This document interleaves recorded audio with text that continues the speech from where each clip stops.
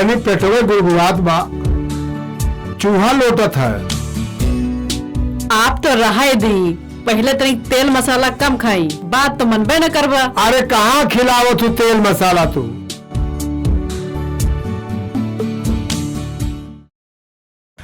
बाबूजी पाए लगे खुश रहो खुश।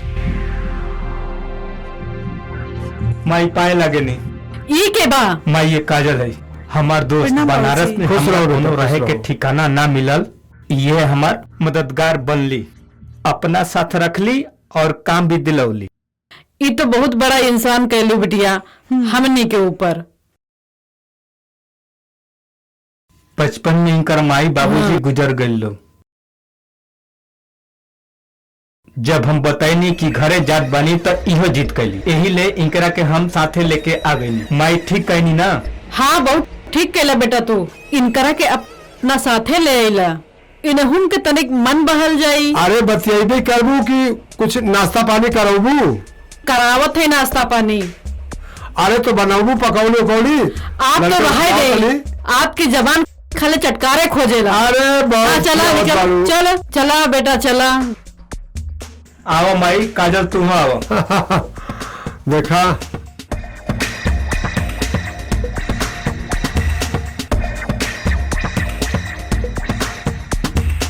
लगा था आज पकौड़ी उकौड़ी मिलल।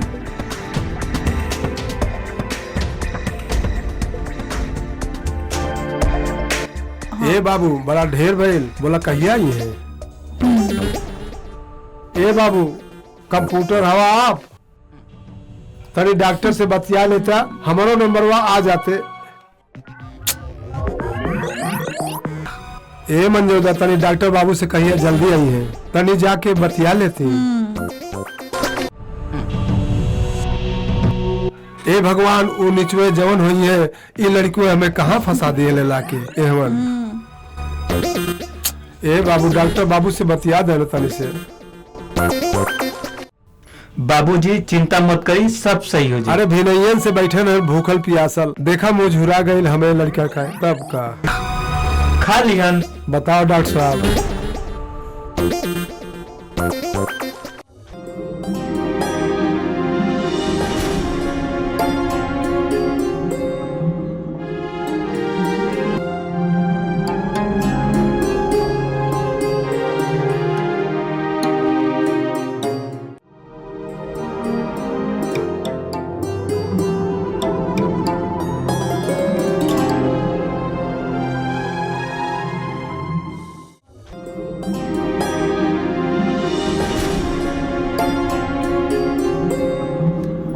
ए बाबू देखा बीमारी का हो?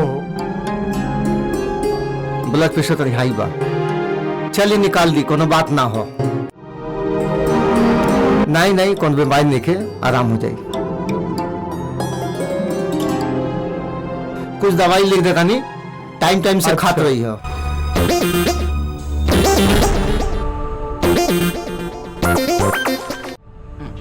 दवाई लिखता नहीं।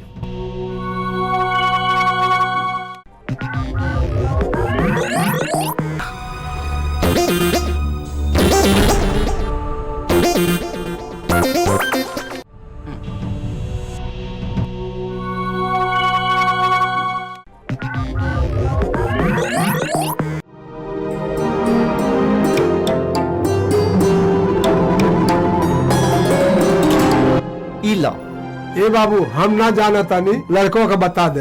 High low. जी डॉक्टर साहब। टाइम टाइम से दवाई देते रही हो। ठीक बा। ए बाबू ठिका जाए। जा जा लोगन। प्रणाम डॉक्टर बाबू।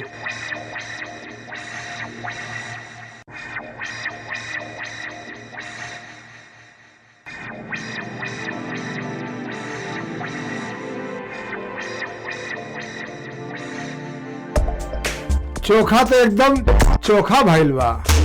अरे खाई जी। सच में माँ खाना बहुत ही स्वादिष्ट बनल बा, ऐसा खाना तो हम पहली बार खाता नहीं, पहले कब्बो ना खैले है। अरे हम तो सोचा था ही नहीं हन, भगवान की दया से जय का हमरे बिया हो जात, हमारो पतो आ जात, दो रोटी बना के दे तो हमहू चौकी पर पैर पसार के खैती। अम्मा तो ठीक ही कहत बानी। तहार बियाह हो जाए तो बहुते अच्छा रही। कोनो लड़की की कमी बा का? अरे इके तो कोनो लड़की ना पसंद आवता। का हो जाए, कैसा लड़की तोहके चाहिए? माई तू फिर से शुरू हो गईलू। तो इमे बुराई का बा? बापे माता ने लड़की लड़का देख के बेटी बेटा के बियाह करेला। और का?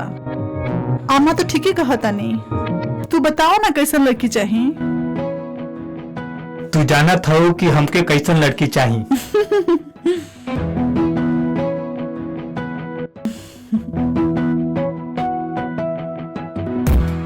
काजल, वक्त आई तो सब बता देम तोहके। आई लव यू काजल।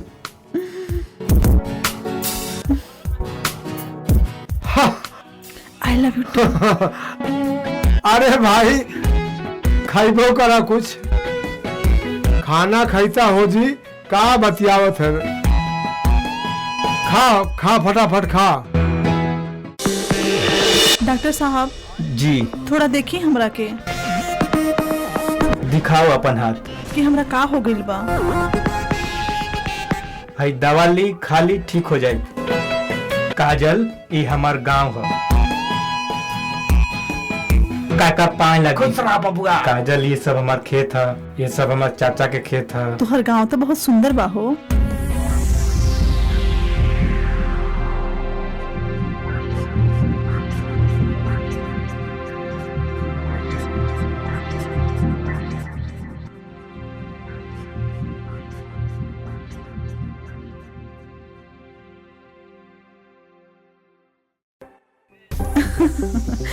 का फेंकता रहा? अब का बताई तो से कितना प्यार करी ले। ऐसा काम करबे तो नाराजे नु रहम।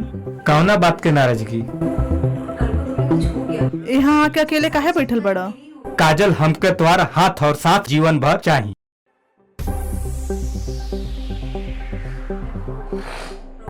काजल, तू बहुत अच्छी बाड़ी। काजल, हम कहीं सपना तो ना देखत हई? ना जाए, ये सपना ना बा। हमके तुझसे प्यार हो गइल बा। तू हमरे दिल के बात कह देलू। तू हमरा प्यार के स्वीकार करबा? काहे ना, हम तो से बहुत प्यार करेनी। सच? हाँ सच। आई लव यू जय। आई लव यू काजल।